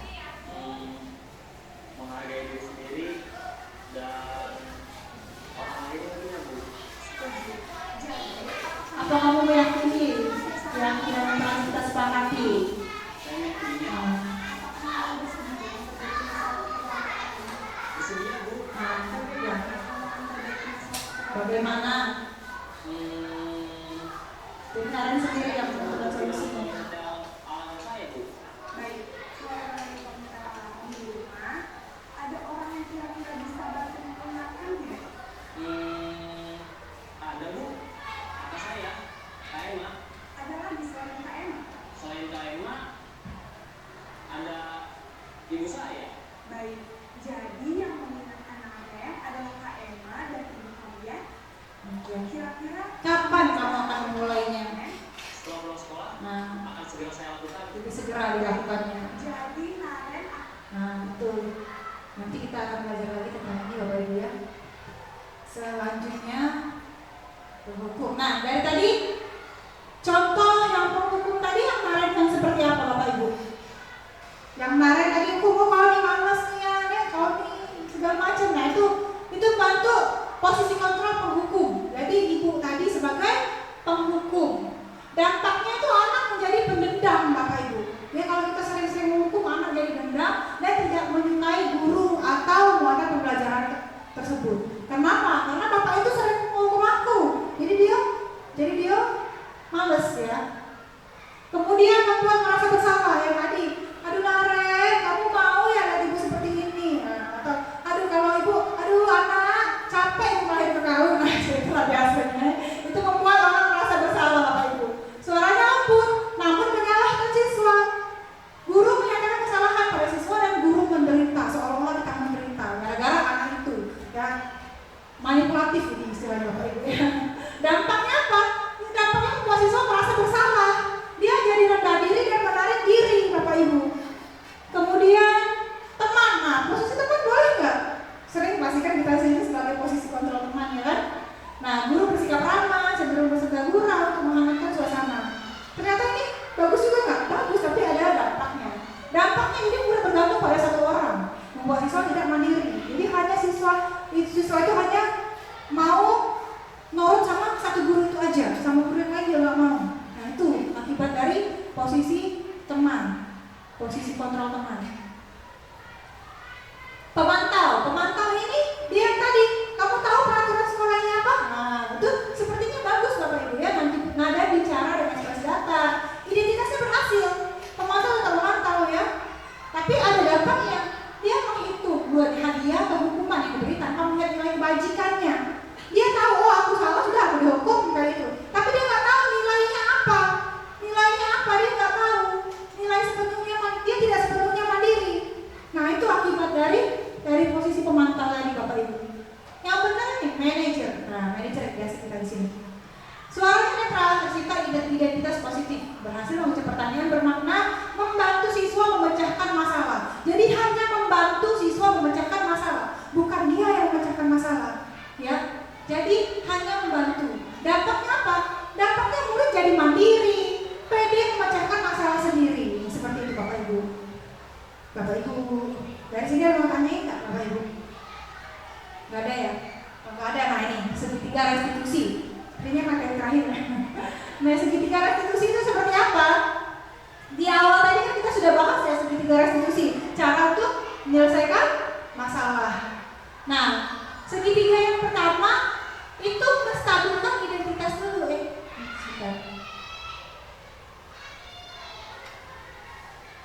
Nah ya yang pertama jadi dia validasi kebutuhan dulu, kemudian menanyakan keyakinan dan menstabilkan identitas. Berikut adalah contohnya Bapak Ibu. Sini saya ini contoh saya di kelas mengimplementasikan segitiga restitusi. Tadi wifi ya. Nah Bapak Ibu ya, kita lihat wifi kita dulu. Bisa.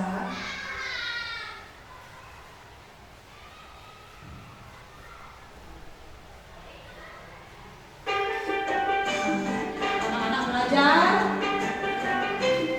Tapi ada yang ketawanya antek nih.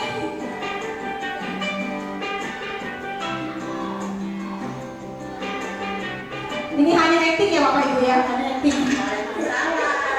Hanya acting. Nah, kita tanya dulu. Kita buat bahagia dulu kayaknya.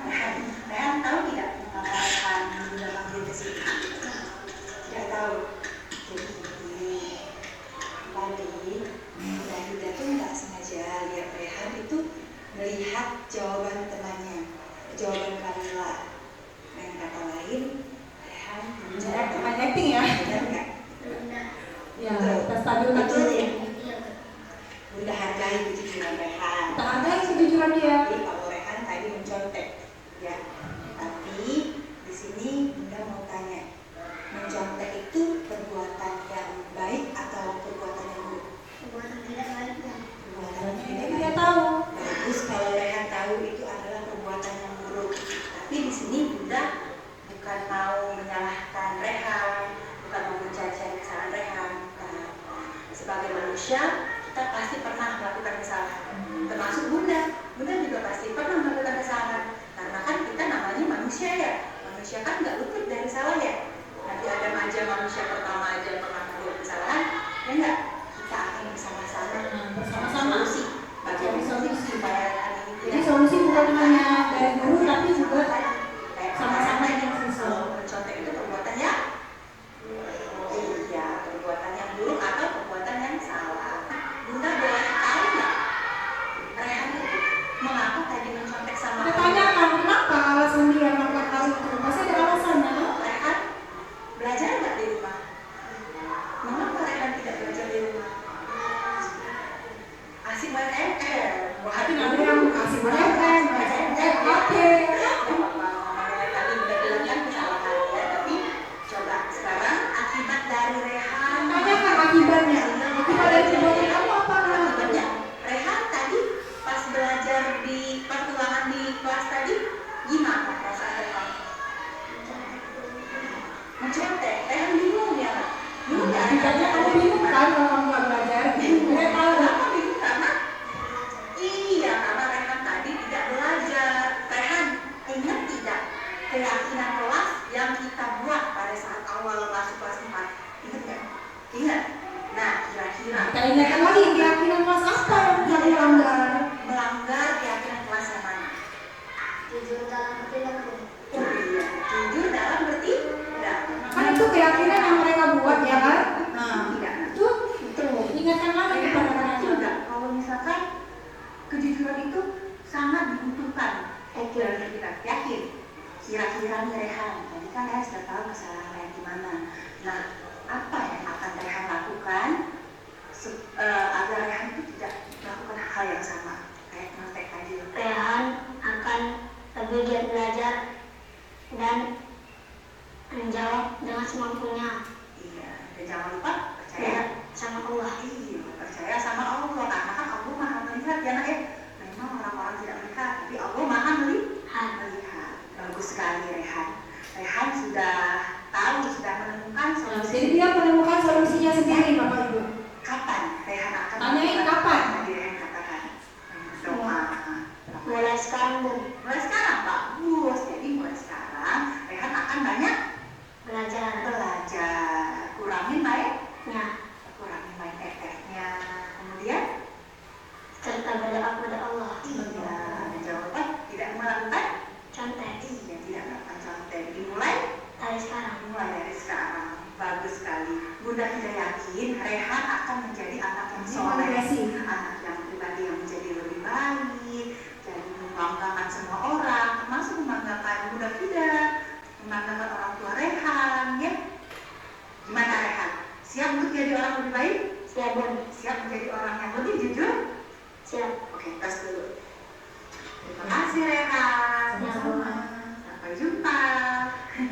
Selamat kembali ke kelas ya. Nah, dari situ apa yang bisa Ibu Bapak dapat dari restitusi tadi? Restitusi. Nah, segitiga restitusi mentalitas, menanyakan keyakinan, dari itu. Dari video ilustrasi tadi aja deh, apa yang bisa Ibu Bapak dapatkan? Nah, mati lampu. Masya Allah. Untuk sudah selesai ya. Boleh apa yang Ibu Bapak dapatkan? Ya, terima kasih. Jadi dari video tadi, ketika anak memperbuat salah, sebaiknya jangan pernah kita menghukum ataupun memberikan konsekuensi. Akan tetapi kita mengatasi masalah tersebut dengan cara restitusi. Bahwasanya restitusi itu adalah sebuah permasalahan yang akan menemukan solusi dari permasalahan tersebut sehingga anak tersebut tidak merasa terintimidasi dari apa yang sudah dilakukannya dan mereka akan bertanggung jawab dari apa yang sudah dilakukannya. Ya, terima kasih. Tangan dulu bergerak.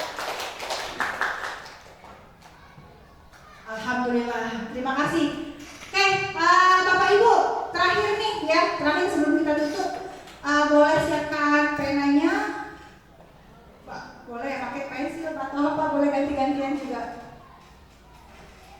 Di sini saya ada sticky notes Bapak Ibu. Terakhir ya.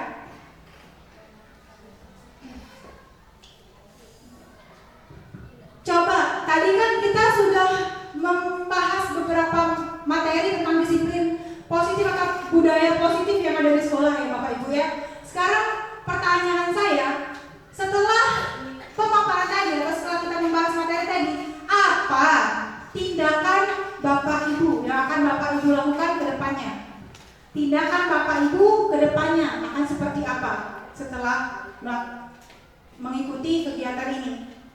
Setelah mengikuti kegiatan ini, saya akan apa kira-kira?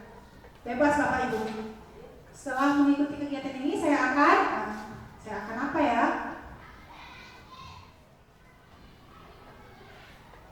Setelah mengikuti kegiatan ini, saya akan kalau sudah boleh Bapak Ibu tempelkan di sini ya Bapak Ibu ya. Ditempelkan di sini.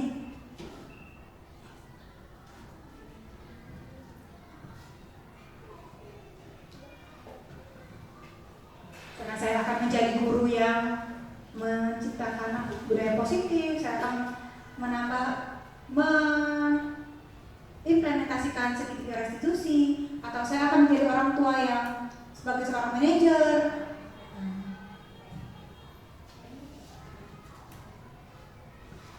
Pas sekali ya mati lampunya ketika sudah selesai. Gak kebayang kalau tadi mati lampunya pas di tengah jalan. Aduh. Alhamdulillah, berarti kegiatan kali ini benar-benar diridhoi Allah ya Bapak Ibu ya. Alhamdulillah.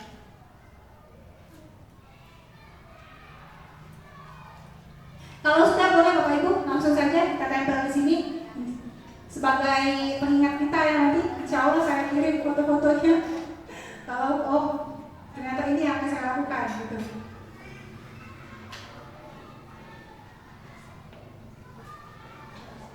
Ya boleh. Bebas Bapak Ibu.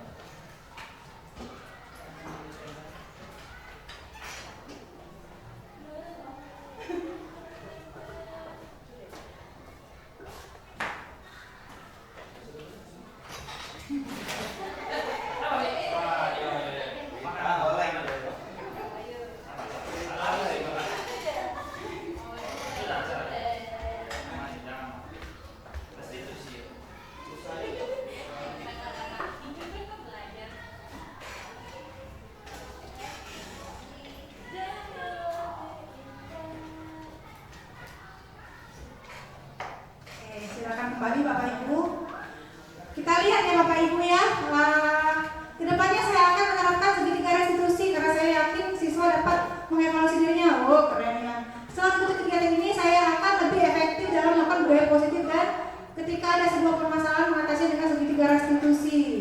Saya akan memperbaiki lagi pola cara mendidik anak biar lebih baik lagi. Budaya positif bagus. Saya akan menciptakan budaya positif di sekolah dan pembiasaan yang baik. Menjadi guru yang lebih baik dengan menerapkan budaya positif. Wah mantap ya. Jadi intinya saya akan menerapkan segitiga restitusi.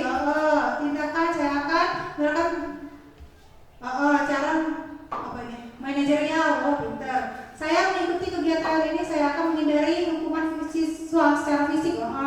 Saya akan menerapkan budaya positif, menegakkan disiplin. Bagus. Saya akan menjadi orang tua yang mengedepankan disiplin dan percaya diri pada anak. Amin. Saya akan belajar dari kesalahan. Saya alhamdulillah ya Bapak Ibu ya. Insya Allah mudah-mudahan setelah kegiatan hari ini budaya positif di sekolah maupun di rumah bisa kita laksanakan bersama. Amin Bapak Ibu. Amin. Insya Allah. Oke, karena sudah mati lampu dan sini panas juga Bapak Ibu ya. Ada baiknya saya akhiri saja. Saya foto? Boleh nanti pas terakhir kita foto ya. Untuk sekarang saya tutup dulu. Izinkan Bapak Ibu jangan pulang dulu, nanti kita foto bersama ya. Saya akhiri. Wassalamualaikum warahmatullahi wabarakatuh. Tetap semangat Bapak Ibu. SS 130 Jaya hebat merdeka. Tepuk tangan untuk kita semua dong. Oh ya, ada yang mau tanyain nggak Bapak Ibu? Ada yang mau tanyain? Hah? Kalau ada yang mau tanyain boleh? Oke, terima kasih Bapak Ibu ya. Boleh tepuk tangan untuk Ibu Afida. Sekali lagi terima kasih tentunya pemaparan mengenai diseminasi tentang budaya positif. Mudah-mudahan yang disampaikan, kami pun di sini bersyukur ada mungkin semacam pembelajaran yang sangat luar biasa. Selama ini tahunnya kalau menghukum siswa harus bisa, ya. Ternyata kita ada punya cara ya biar anak itu tidak mungkin berpikirnya guru ini ini.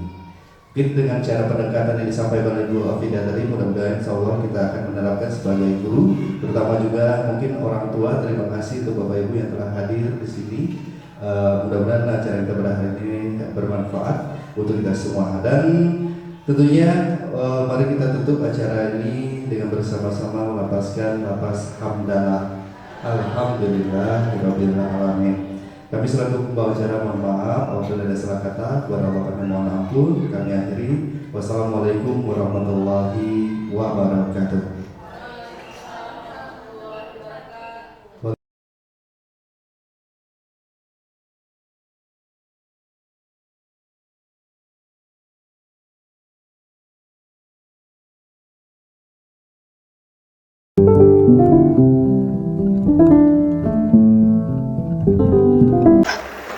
Assalamualaikum warahmatullahi wabarakatuh. Waalaikumsalam warahmatullahi wabarakatuh.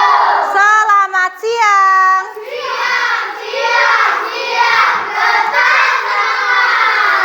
Apa kabarnya hari ini? Alhamdulillah luar biasa. Semangat belajar.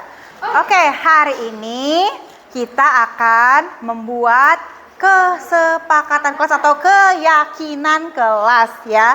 Bunda, apa sih keyakinan kelas itu? Ada yang tahu nggak keyakinan kelas itu apa? Coba angkat tangan. Keyakinan kelas? Belum tahu ya? Oke, kalau belum tahu nih, sebelum kita mulai kita mau nyanyi dulu. Nyanyi dulu. Oh, pinter nyanyi dulu. Coba.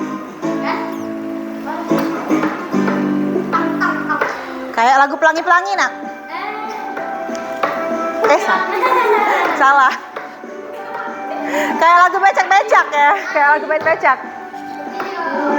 Pancasila, beriman dan bertakwa pada Tuhan yang Esa dan berakhlak mulia, berkebinekaan untuk global, mandiri, kreatif, Pancasila, beriman dan bertakwa pada Tuhan yang Esa dan berakhlak mulia, berkebinekaan global, gotong royong mandiri, kreatif dan bernalar kritis. Mau nyanyi lagi atau? Ya. Ulang ya. Lucu, bagus. Sekali lagi coba. Hah? Boleh. Yuk, mulai yuk. Sekali lagi ya. Lagunya naik becak.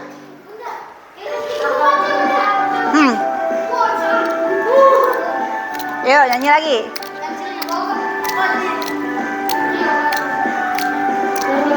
Pancasila, beriman dan bertakwa pada Tuhan yang Esa dan berakhlak mulia, berkebinekaan global, gotong royong mandiri. Semuanya. Dan pinter. Pancasila, beriman dan bertakwa pada Tuhan yang Esa dan berakhlak mulia, berkebinekaan global, gotong royong mandiri, kreatif dan bernalar kritis. Yeay, tepuk tangan. Dari lagu ini, apa yang diharapkan dari kalian? Ayo, sebagai pelajar Pancasila. Kalian pelajar Pancasila bukan? Apa yang diharapkan dari kalian? Bertakwa pada Tuhan. Iya, bertakwa, beriman dan bertakwa. Beriman dan bertakwa itu kayak gimana nak contohnya nak? Angkat tangan ya. Ada yang tahu nggak contohnya? Di dalam kehidupan sehari-hari beriman dan bertakwa itu gimana? Iya, menjalankan ibadah. Tadi sudah salat zuhur belum? Nah, siapa yang belum? Nah, nanti setelah ini kalian salat zuhur ya, Nak ya. Nih, supaya menjadi anak yang beriman dan bertakwa. Beriman nggak? Punya agama nggak? Beribadah nggak sama Tuhannya? Beribadah. Nah, itu kalau kalian beriman dan bertakwa pada Tuhan yang esa. Terus berakhlak apa? Contohnya gimana? Berbuat baik. Iya, berbuat baik. Benar-benar, ayo. Contoh berakhlak mulia itu kayak gimana? Berbuat baik. Berbuat baik dan Sama orang. pintar, berbuat baik bersama seorang, sesama teman, apa nak?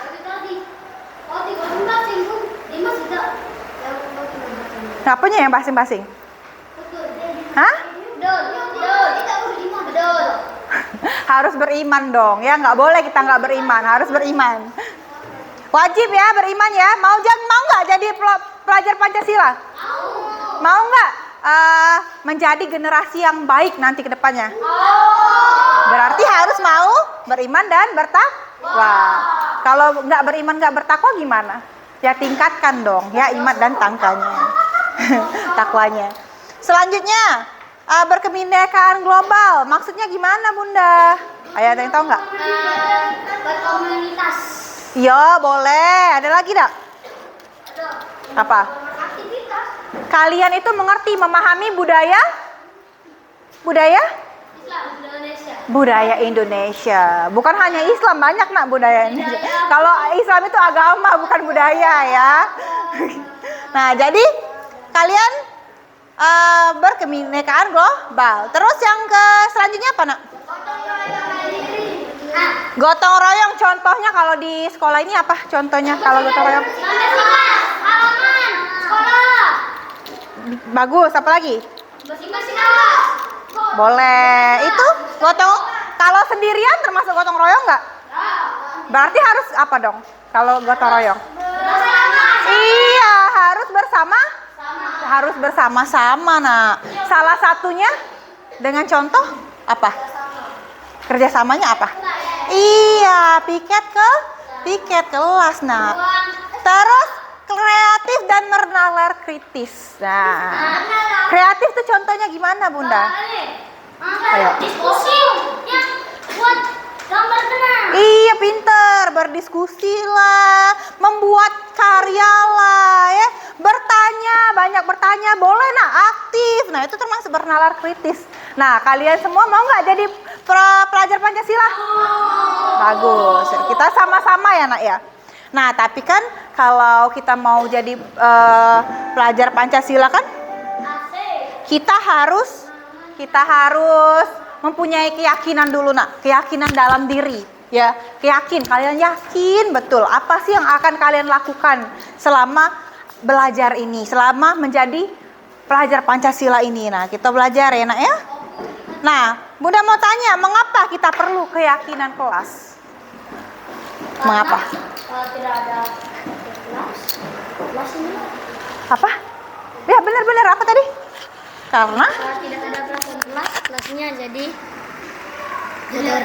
boleh jadi kotor ya. Kalau nggak ada keyakinan kelas, kelasnya jadi kotor Bunda, nggak teratur. Ada lagi nggak? Hah? Ada lagi? Apa lagi? Kalau nggak ada, mengapa sih kita itu perlu keyakinan kelas? Supaya apa tadi? Iya penting dan tertib. Pinter anak Bunda ya. Selanjutnya, nah ini Bunda ada pertanyaan nih untuk kalian. Bagaimana kelas impianmu?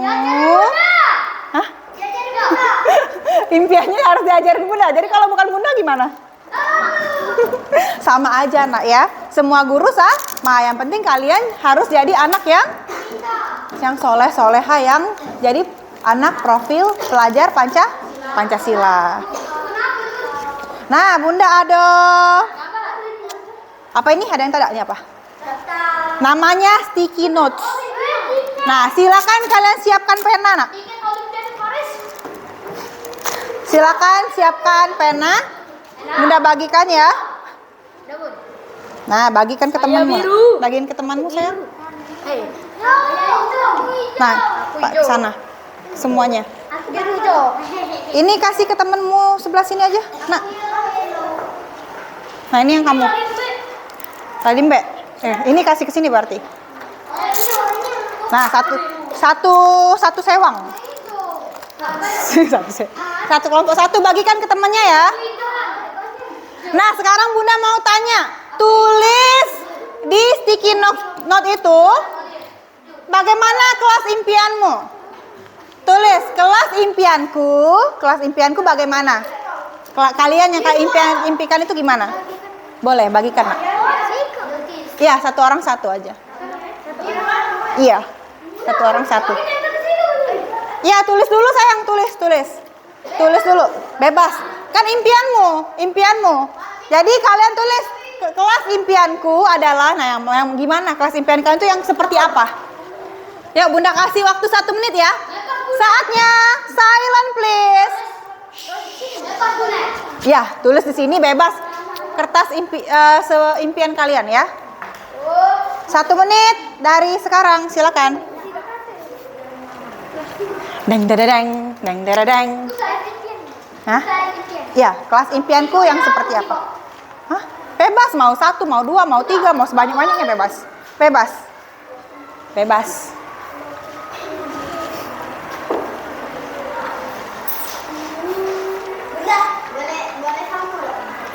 Ya kalau yang kamu aja, kan impian kamu.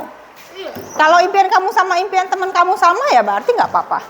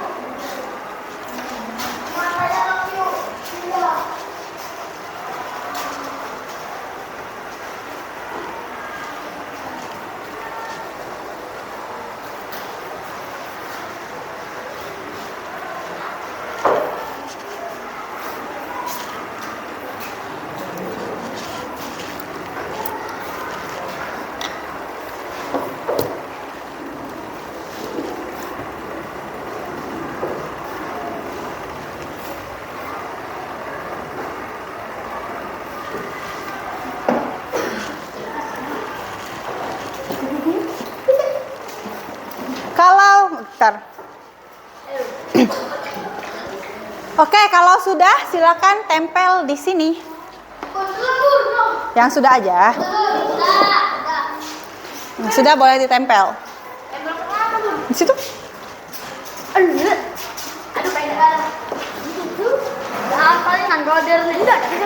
Hah? Ya, tempel itu, Mbak.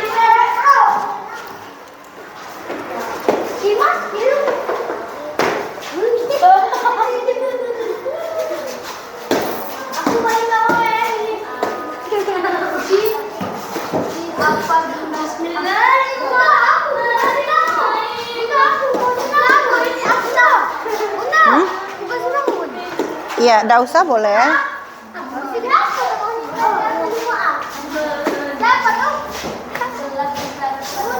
Tempellah, kalau sudah duduklah, Nak. Kalau sudah duduklah ya, sayang ya.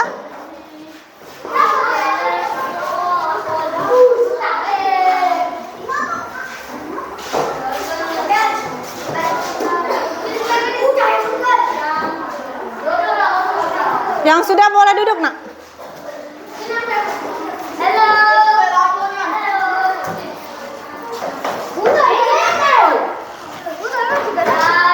Iya, enggak usah kasih nama juga enggak apa-apa. Basing lah, duduk lah, Nak. Yang sudah boleh duduk, sayang ya.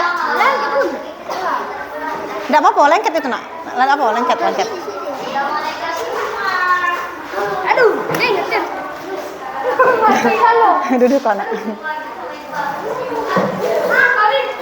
Oke, tadi kalian sudah menuliskan kelas impian kalian ya, Nak ya.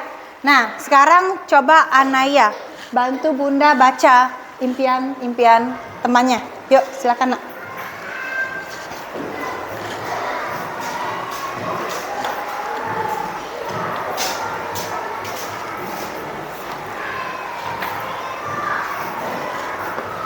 Yuk, silakan dibaca.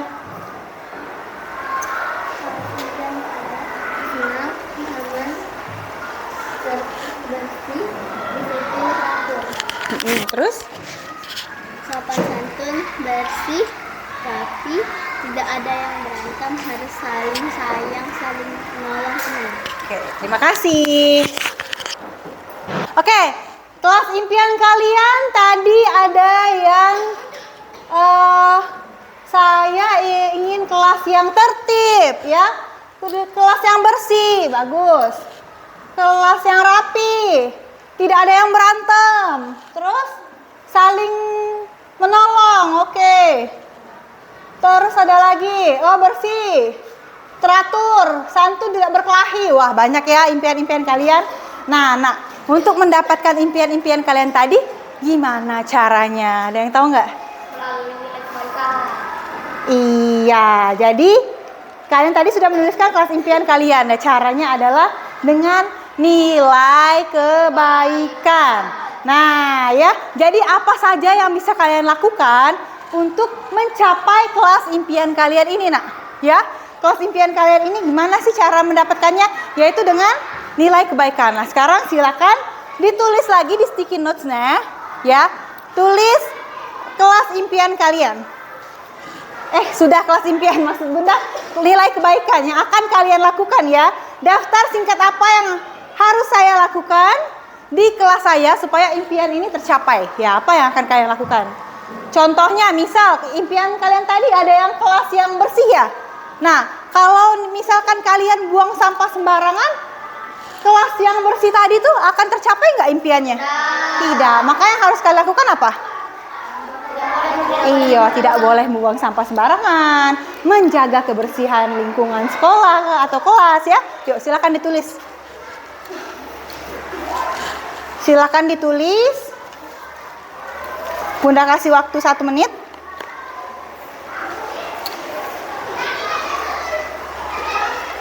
Kalau sudah, silakan ditempelkan ya, nak ya. Ditempelkan di sini. Di nilai kebaikan.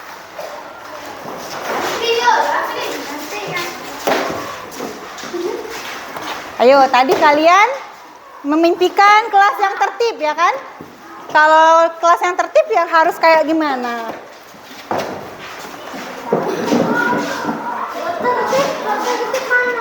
Iya, kalau tertib gimana? Harus?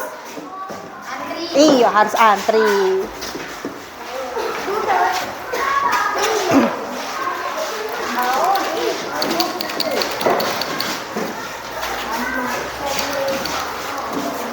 Sudah ya, nak ya? Ada lagi yang mau nempel?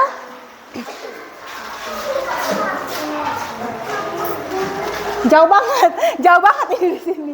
Taruh sini aja ya. Oke, silakan duduk. Terima kasih. Bunda bacain ya, nak ya, nilai kebaikan yang kalian buat. Berbuat baik, membuang sampah pada tempatnya, bagus.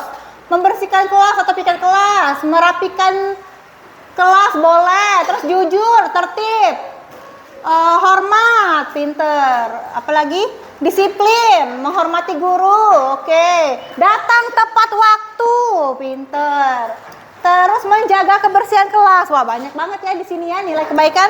Nah, sekarang kita mau membuat keyakinan kelas ya. Jadi dari impian tadi kan kalian mempunyai impian kelas seperti apa ya kan? Kemudian kalian juga membuat nilai kebaikan apa yang bisa kalian lakukan untuk membuat kelas impian kalian tercapai. Nah, sekarang kita akan membuat kesepakatan atau keyakinan. Kira-kira kita harus bagaimana? Apa yang akan kita yakini supaya kelas impian kita tercapai? Yang pertama tadi, coba apa? Yang pertama tadi? Iya, menjaga kebersihan boleh. Menjaga kebersihan. Apalagi, nak? Boleh, disiplin ya. Disiplin. Saling menghormati. Saling menghormati boleh. Menghormati. Apalagi? Sopan santun ya, menerapkan 5S ya. Menerapkan 5S. Apa nak 5S nak? Senyum, salam, sopan, santun. Sapa dulu ya. Terus yang kelima apa nak? Melakukan ibadah, melaksanakan ibadah boleh. Melaksanakan ibadah. Terus? Boleh tertib. Apalagi nak? Jujur. Harus lebih sabar ya. Jangan emosian ya. Terus ada lagi? Ada lagi nggak? Hah? Apa? Ayo dari sini. Hah? Menjaga lisan boleh. Menjaga lisan. Iya, datang tepat waktu, nah datang tepat waktu. Terus saling menghormati ya. Nggak boleh berantem itu berarti saling menghormati ya. Ada lagi yang mau tambahin? Atau cukup? Ya, jadi coba kita baca bersama-sama nak, biar kita yakini benar-benar. Jadi bukan hanya tulisan, tapi benar-benar kita yakini, kita terapkan ya di kehidupan kita selama di sekolah maupun di kehidupan di masyarakat ya. Yang pertama apa sayang? Yang kedua? 3? 4? 5? 6?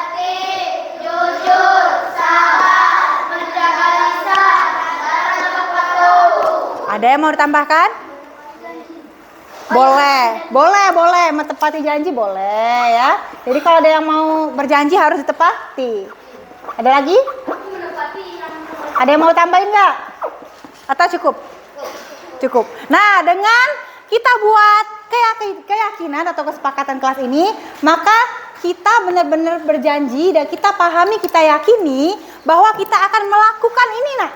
Melakukan keyakinan ke kelas. Bunda, gimana kalau misalkan ada yang melanggar? Maka akan mendapatkan apa? Konsekuensi sesuai dengan apa yang dilanggar, ya. Nah, jadi kalau nggak mau dapat konsekuensi, maka kita harus sesuai ya. Kita akan lakukan, ya. Kita akan kesepakatan atau keyakinan kelas ini. Paham? Sepakat? Dengan begitu kita resmikan keyakinan atau kesepakatan kelas ini bersama-sama dengan tepuk tangan. Yuk 1, 2, 3. Supaya benar-benar dilakukan, maka Bunda minta kalian tanda tangan ya.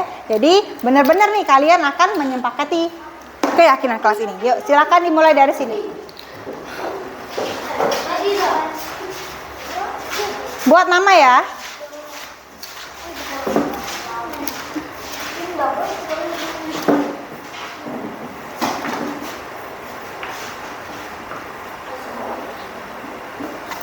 Yuk lanjut. Buat nama ya sayang ya.